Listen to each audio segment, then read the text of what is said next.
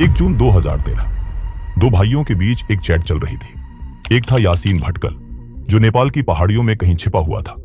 दूसरा था उसका सगा भाई रियाज भटकल, जो कराची में पाकिस्तान की खुफिया एजेंसी ISI की पनाह में बैठा था। यासीन पूछता है, क्या पाकिस्तान में तुम्हें न्यूक्लियर बॉम्ब मिला?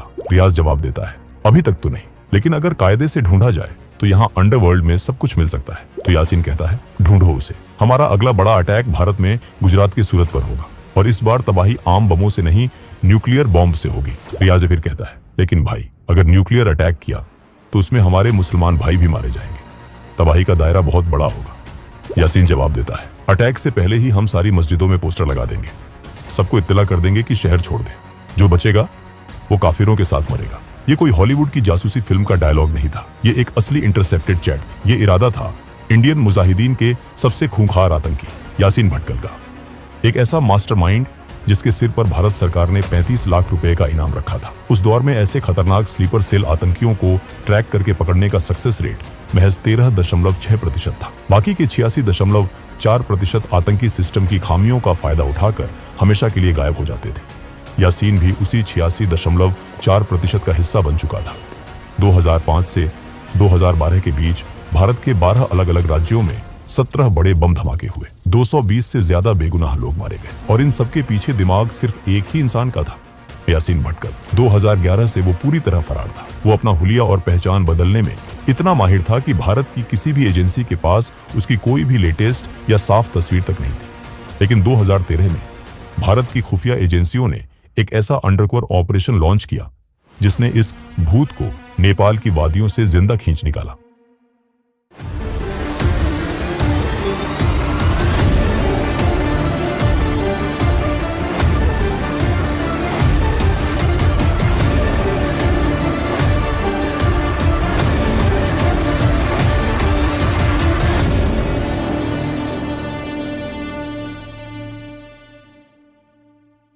कर्नाटक के तटीय इलाके में एक छोटा सा कस्बा है भटकल।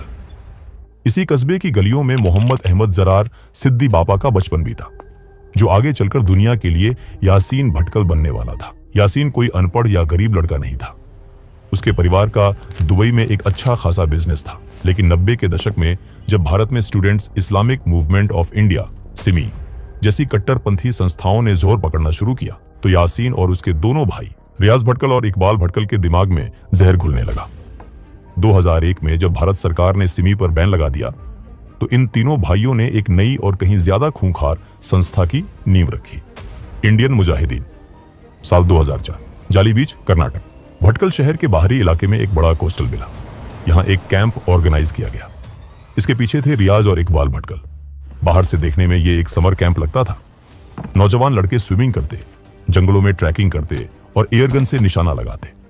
स्थानीय लोगों को कभी कभी छोटे धमाकों की आवाज आती, पर उन्हें लगता कि लड़के पटाखे फोड़ रहे हैं, लेकिन वहां भारत के खिलाफ ही साजिश बन रही थी।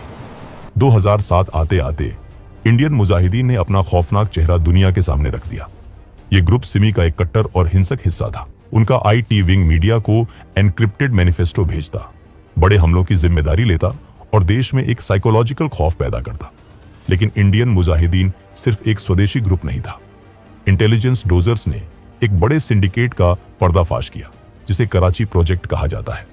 पाकिस्तान की ISI और लश्कर-ए-तैयबा ने एक ऐसी रणनीति बनाई जिसमें वो फंडिंग और ट्रेनिंग पाकिस्तान में देंगे, लेकिन हमले भारतीय चेहरों के जरिए करवाएंगे। इससे वो दुनिया के सामने खुद को बेगुनाह दिखा सकते थे। रियाज और इकबाल के पाकिस्तान जाने के बाद यासीन भारत में फील्ड कमांडर बन गया, लेकिन यासीन खुद भी पाकिस्तान गया था। दुबई के रास्ते जाली इमिग्रेशन स्टैंप्स के जरिए उसने बॉर्डर पार किया। पाकिस्तान में उसका 50 दिन का मिलिट्री ग्रेड ट्रेनिंग प्रोग्राम चला। पाकिस्तान आर्मी के 6 इंस्ट्रक्टर्स ने उसे सिखाया कि एक आम बम और मास कैजुअल्टी IED में क्या फर्क होता है। यासीन भटकल ने बम बनाने, रिक्रूटमेंट करने और अवैध फंडिंग का पूरा इंफ्रास्ट्रक्चर अकेले कंट्रोल किया। 2008 में मुख्य बम मेकर आरिफ शेख के पकड़े जाने के बाद यासीन ने IED बनाने का काम खुद अपने हाथ में ले लिया। शुरुआत में उसके सर्किट ढीले होते थे, लेकिन जल्द ही उसने अपने डिजाइन इतने परफेक्ट कर ली कि वो फेल नहीं होते थे। Ammonium nitrate, RDX, ball bearings और सटीक डिजिटल टाइमर्स का खतरनाक कॉम्बिनेशन।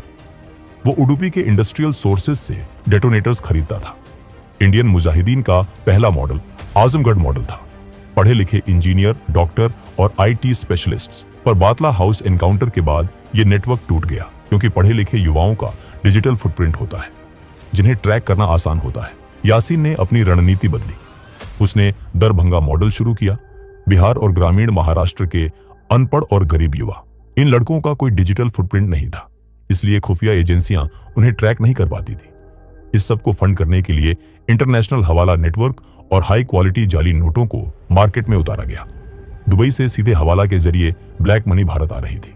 2008 से 2013 तक भारत के कई शहर खून से लाल हुए। 26 जुलाई 2008 अहमदाबाद दानी लीमड़ा इलाके में यासीन और असदुल्लाह अख्तर उर्फ हड्डी ने एक सेफ हाउस किराए पर लिया। वहीं भारी मात्रा में विस्फोटक बनाए गए।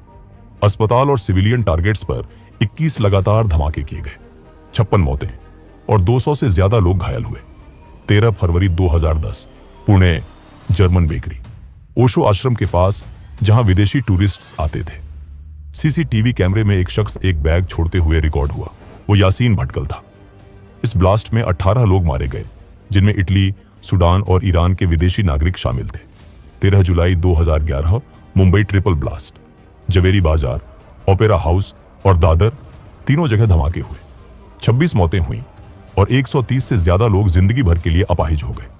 और फिर आया इंडियन मुजाहिदीन का सबसे खतरनाक हमला।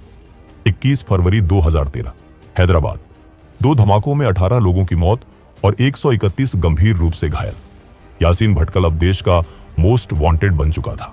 12 अलग अलग राज्यों की एंटी टेरर यूनिट्स, आईबी और एनआईए सब इस एक आदमी के पीछे थे। यासीन भटकल कभी भी अपने नाम का मोबाइल फोन या ईमेल इस्तेमाल नहीं करता था। वो एक फोन सिर्फ कुछ सेकंड के लिए ऑन करता, कराची में बैठे अपने आकाओं को मैसेज भेजता और फिर उस फोन और सिम को तोड़कर फेंक देता। वो कभी एक ही चेहरे के साथ 2 बार नहीं दिखता था। कभी पूरी दाढ़ी, कभी फ्रेंच कट, कभी क्लीन शेव, हर बार एक नई पहचान। हालांकि यासीन भटकल 2009 में एक बार कोलकाता पुलिस के हत्थे चढ़ चुका था। कोलकाता में उसे नकली नोटों की तस्करी के शक में गिरफ्तार किया गया था। कोलकाता पुलिस को भनक तक नहीं लगी कि उनके लॉकअप में भारत का मोस्ट वांटेड आतंकी बंद है। कुछ ही दिनों में उसे जमानत मिल गई और वो मुस्कुराता हुआ पुलिस स्टेशन से बाहर निकल गया। इसके बाद यासीन भारत से गायब हो गया। वो सीधा नेपाल के रास्ते पाकिस्तान भागने की फिराक में था। 13 अगस्त 2013 पटना में मौजूद स्पेशल ऑपरेशंस ग्रुप एसओजी के हेडक्वार्टर में एक बहुत ही सीरियस और हाई लेवल मीटिंग चल रही थी। कमरे के अंदर इंटेलिजेंस ब्यूरो आईबी के जॉइंट डायरेक्टर और एसओजी के टॉप डिप्यूटीज मौजूद थे। सबका फोकस सिर्फ एक ही चीज पर था, यासीन के न्यूक्लियर बॉम्ब वाले इंटरसेप्टेड मैसेज का क्या मतलब है। क्या वाकई इंडियन मुजाहिदीन भारत में कुछ बड़ा करने वाला है? तभी एसओजी के टीम लीडर का एनक्रिप्टेड फोन वाइब्रेट होता है। स्क्रीन पर एक अनजान नंबर था। ये कॉल नेपाल में बैठे उनके एक इन्फॉर्मर का था। सर, जो फोटोग्राफ आईबी ने पिछले साल भेजी थी, वैसा ही एक शख्स नेपाल के पोखरा में दिखा है।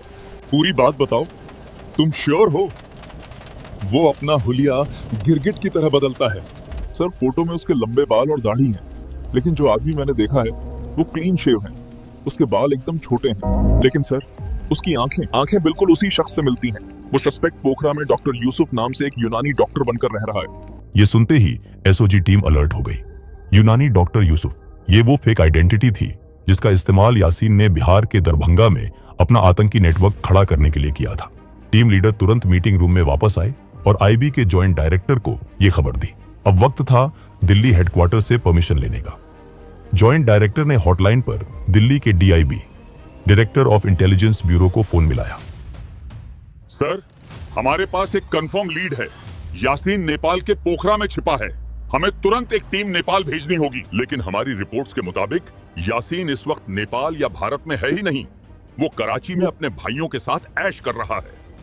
दिल्ली के बड़े अफसर किसी भी हालत में नेपाल में कोई अंडर कवर ऑपरेशन करने की परमिशन नहीं देना चाहते थे। इसका कारण साफ था, अगर ये ऑपरेशन फेल हुआ या उन्होंने किसी गलत आदमी को उठा लिया तो इंटरनेशनल लेवल पर भारत और नेपाल के बीच भारी डिप्लोमेटिक बवाल मच सकता था।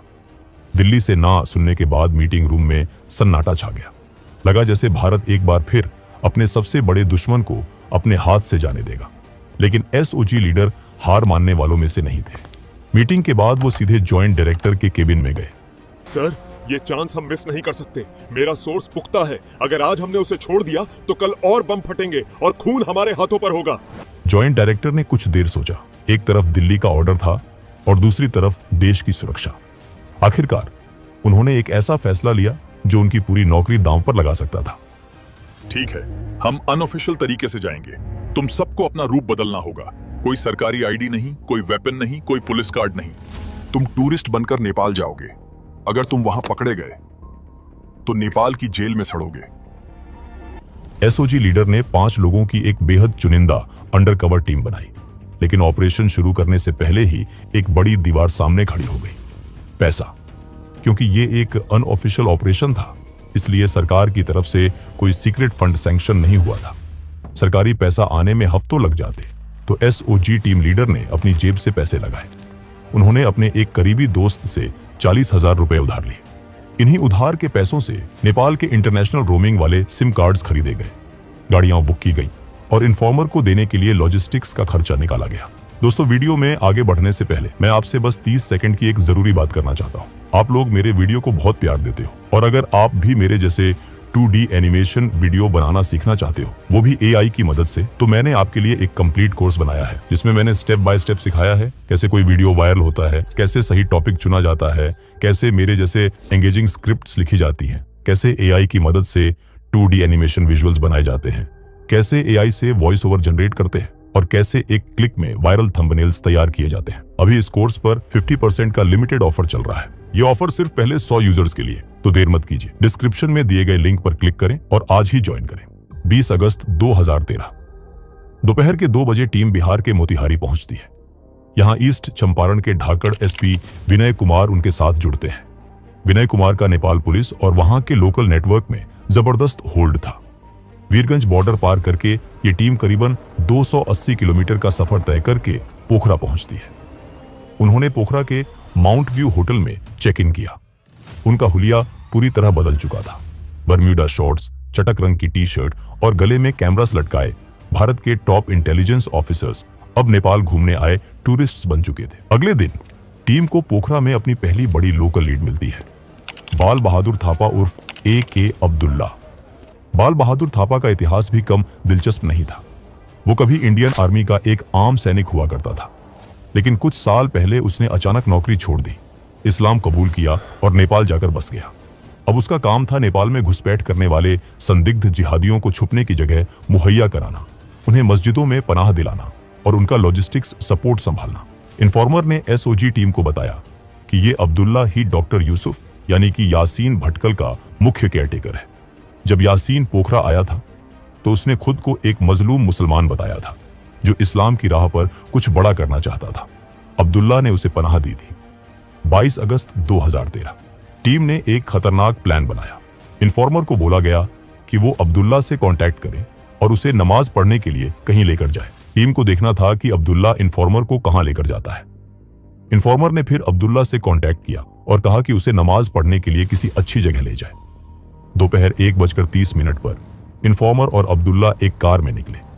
उनके ठीक पीछे 2 किराए की मोटर बाइक्स पर टूरिस्ट्स के भेस में एसओजी के कमांडोस लगे हुए थे। करीब 2 किलोमीटर दूर पोखरा के ओरेगांव चौक हाईवे के पास वो कार रुकी। ये एक बहुत ही अजीब सी लोकेशन थी। हाईवे के ठीक किनारे एक छोटा एकांत सा घर था। वहां से पूरा 1 किलोमीटर लंबा हाईवे साफ दिखता था, जिससे दूर से आती किसी भी पुलिस की गाड़ी को आसानी से देखा जा सकता था। अब्दुल्ला इन्फॉर्मर को उस घर के अंदर लेकर जाता है। एसओजी की टीम दूर से निगरानी कर रही थी। तभी एक अजीब इत्तेफाक हुआ। एक मोटर बाइक तेजी से आई और उस पर पीछे बैठा एक शख्स फुर्ती से उतरा और उस घर के पिछले दरवाजे से अंदर घुस गया। दूर से देखने पर भी उस शख्स की चाल ढाल और बॉडी लैंग्वेज टीम के दिमाग में छपी यासीन भटकल की क्रिमिनल प्रोफाइल से मैच कर रही थी। जब इन्फॉर्मर उस घर से बाहर आया तो उसने कंफर्म किया, सर यही वो घर है, यही उसका हाइडआउट है। लेकिन एसओजी टीम सिर्फ एक झलक के आधार पर दिल्ली को कन्विंस नहीं कर सकती थी। उन्हें सॉलिड सबूत चाहिए था। अगले दिन टीम ने इन्फॉर्मर को वापस उसी घर में भेजा, इस बार एक नए प्लान के साथ। इन्फॉर्मर ने अब्दुल्ला से कहा कि उसे एक गुप्त बीमारी है और वो सिर्फ उस यूनानी डॉक्टर से ही इलाज कराना चाहता है। अंदर जाकर इन्फॉर्मर ने जो देखा उसने उसके होश उड़ा दिए। यह शख्स देखने में गोरा और कश्मीरी लग रहा था, लेकिन टीम ने उसे 3 खास फिजिकल ट्रेट्स नोटिस करने को कहे थे जो यासीन भटकल के थे। माथे पर बालों का एक अजीब सा गुच्छा, जिसे वो पीछे की तरफ संवारता था, माथे पर एक पुराना हल्का सा कटने का निशान और आगे के 2 दांत जो थोड़े बाहर की तरफ निकले हुए थे। इन्फॉर्मर ने इन तीनों निशानों को अपनी नजरों से कंफर्म किया, लेकिन असली तुरुप का इक्का कुछ और था। बात करते हुए इन्फॉर्मर ने चतुराई से अपनी जेब में रखे फोन का वॉइस रिकॉर्डर ऑन कर लिया था। उसने यूनानी डॉक्टर से लंबी बातचीत की और उसकी आवाज का एक crisp clear audio sample record कर लिया। जब यह ऑडियो एन्क्रिप्टेड लाइन के जरिए दिल्ली भेजा गया तो इंटेलिजेंस ब्यूरो की टेक्निकल विंग ने उसका फोनेटिक एनालिसिस किया। एक्सपर्ट्स ने चेक किया कि वो वावल्स का प्रोनाउंसिएशन कैसे करता है। रिपोर्ट ने पूरे आईबी हेडक्वार्टर्स में खलबली मचा दी। हिंदी बोलने के उस लहजे में, उस एक्सेंट में साउथ वेस्ट महाराष्ट्र का डीप टच था। बिल्कुल वैसा ही एक्सेंट जहां यासीन और उसके भाई रियाज की शुरुआती पढ़ाई हुई थी। दिल्ली के एक्सपर्ट्स की रिपोर्ट आई, वॉइस मैच हुआ और ये आदमी कोई और नहीं, यासीन भटकल ही था। यह सुनते ही पटना में ज्वाइंट डायरेक्टर ने दिल्ली फोन घुमाया। सर, वो यासीन ही है, हम 200% श्योर हैं। और अगर दिल्ली से इस प्रपोजल को रिजेक्ट किया जाता है तो सर, हम उसे ड्रग करके जिंदा इंडिया बॉर्डर के पार ले आएंगे। दिल्ली को अब यकीन हो चुका था, परमिशन मिल चुका था। सेंट्रल गवर्नमेंट ने सीधा नेपाल सरकार और वहां की इंडियन एम्बेसी को लूप में लिया। एक हाई लेवल डिप्लोमेटिक प्रेशर के बाद नेपाल पुलिस की एक छोटा टीम इस सीक्रेट ऑपरेशन में एसओजी का साथ देने को राजी हो गया। 28 अगस्त की शाम पोखरा का मौसम अचानक बदल गया। दोपहर 4 बजे से ही आसमान में काले बादल घिर आए और मूसलाधार बारिश होने लगी। रात का अंधेरा और ये तेज बारिश एक अंडरकवर ऑपरेशन के लिए एकदम परफेक्ट सेटिंग थी। रात 8:30 बजे नेपाल पुलिस की एक टीम एसओजी के साथ ओरेगांव चौक पहुंचती है। एग्रीमेंट के मुताबिक एसओजी की टीम घर से काफी दूर अंधेरे में खड़ी होकर निगरानी कर रही थी। घर के अंदर घुसने का काम नेपाल पुलिस का था। नेपाल पुलिस की टीम घर के अंदर दाखिल होती है, लेकिन 10 मिनट बीत गए, आधा घंटा बीत गया, 9:45 बज गए, लेकिन घर से कोई हलचल नहीं हुई। पुलिस बाहर नहीं आई। बाहर बारिश में भीग रहे एसओजी टीम के पसीने छूटने लगे। क्या यासीन पिछले दरवाजे से भाग गया? क्या उसने नेपाल पुलिस को पैसे खिला दिए? तभी रात के करीब 10 बजे एसओजी लीडर का फोन बजा। दूसरी तरफ इंडियन एम्बेसी का एक सीनियर आईपीएस अफसर था और वो गुस्से से भरा हुआ था। अफसर ने तीखे लहजे में कहा, तुम लोग नेपाल में ये क्या कर रहे हो? वो एक बेगुनाह आदमी है, कोई आतंकवादी नहीं, बल्कि एक टरबाइन इंजीनियर है। तुम दोनों देशों के डिप्लोमेटिक रिश्ते खराब कर दोगे। इस ऑपरेशन को तुरंत रोक दो। दरअसल अंदर यासीन भटकल ने अपनी चालाकी दिखा दी थी। उसने पूरे आत्मविश्वास के साथ नेपाल पुलिस को यकीन दिला दिया था कि वो कोई आतंकवादी नहीं, बल्कि एक मासूम टरबाइन इंजीनियर है जो प्रोजेक्ट के काम से नेपाल आया है। लेकिन बाहर खड़े एसओजी लीडर ने एम्बेसी अफसर को ऐसा करारा और सटीक जवाब दिया कि अफसर एकदम चुप हो गया। सर, अगर आप आईपीएस हो तो थोड़ा दिमाग लगाइए। एक हाईली क्वालिफाइड टरबाइन इंजीनियर एक छोटे से अंधेरे कमरे में छुपकर यूनानी दवाइयां क्यों बेचेगा? आप नेपाल पुलिस से बस इतना कहिए कि उन दोनों को बाहर लेकर आएं। अगर हम गलत हुए तो हम उन्हें इज्जत से छोड़ देंगे। थोड़ी देर बाद एम्बेसी का अफसर शांत पड़ा और उसने नेपाल पुलिस को आगे बढ़ने का आदेश दे दिया। रात 10:10 पर नेपाल पुलिस 2 संदिग्धों को बाहर लेकर आई। थोड़ी सख्ती और पूछताछ के बाद उस शख्स का आत्मविश्वास टूट गया और उसने अपना जुर्म कबूल कर लिया। हाँ, मैं ही यासीन भटकल हूं। उसके साथ जो दूसरा आदमी था वो भी कोई साधारण व्यक्ति नहीं था। वो असदुल्ला अख्तर उर्फ हड्डी था, एक खतरनाक सुसाइड बॉम्बर और अल कायदा का ऑपरेटिव, जिस पर भारत में 10 लाख रुपए का इनाम था। पुणे, वाराणसी और मुंबई के जवेरी बाजार धमाकों में वो यासीन का सबसे भरोसेमंद साथी था। ये भारत के लिए किसी डबल जैकपॉट से कम नहीं था। इसके बाद नेपाल पुलिस ने दोनों को अपनी गाड़ियों में बैठाया और एसओजी टीम को उनसे दूर रहने के लिए कहा ताकि चेक पॉइंट्स पर किसी तरह का शक या सवाल न उठे। 29 अगस्त की सुबह करीब 6 बजे एसओजी की टीम ने यासीन भटकल और हड्डी को नेपाल पुलिस से हैंडओवर लिया और भारत के बिहार बॉर्डर बेतिया में एंट्री की। भारत का सबसे खूंखार आतंकी आखिरकार पकड़ में आ चुका था।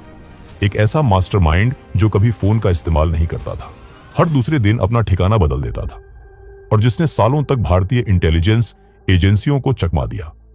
वो आखिरकार एक बेहद साहसी एसओजी टीम के सामने हार गया। इस गिरफ्तारी को गुप्त रखा जाना था, लेकिन दिल्ली में बैठे कई बड़े मंत्री और वरिष्ठ अधिकारी जिनका इस ऑपरेशन में कोई रोल तक नहीं था, मीडिया के सामने आकर इसका पूरा श्रेय लेने लगे। और जिन असली हीरोज ने, उस 5 लोगों की एसओजी टीम ने अपनी जान जोखिम में डाली, अपनी जेब से खर्च किया, उन्हें क्या मिला? टीम लीडर को सिर्फ एक कमेंडेशन लेटर मिला और पूरी टीम को कुल 1 लाख रुपए का इनाम दिया गया। भारत के इतिहास के सबसे बड़े आतंकवादी को पकड़ने के बावजूद उन्हें किसी भी वीरता पुरस्कार के योग्य नहीं समझा गया। यह सिस्टम की एक कड़वी सच्चाई थी। आज यासीन भटकल दिल्ली की तिहाड़ जेल के सेल नंबर 2 की कालकोठरी में अपनी सजा काट रहा है। उसकी गिरफ्तारी के बाद इंडियन मुजाहिदीन के दोनों धड़े लगभग पूरी तरह खत्म हो चुके हैं।